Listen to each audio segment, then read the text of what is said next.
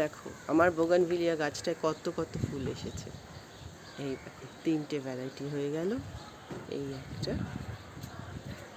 আমি সব নামগুলো ভুলে যাই, আমার অত মনে থাকে না জানো তো, কিন্তু তোমাদের দেখাই আজকে। দেখো আমার গাছে পিটুনিয়াগুলো শুধু দেখবো একবার। আর এগুলো হচ্ছে বোগানভিলিয়া,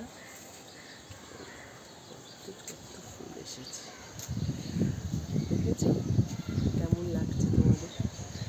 আর একটা হচ্ছে এটা চন্দ্রমল্লিকাটা শুকিয়ে এসছে, আর হচ্ছে পিস লিলি, আর হচ্ছে তোমার পিটুনিয়া।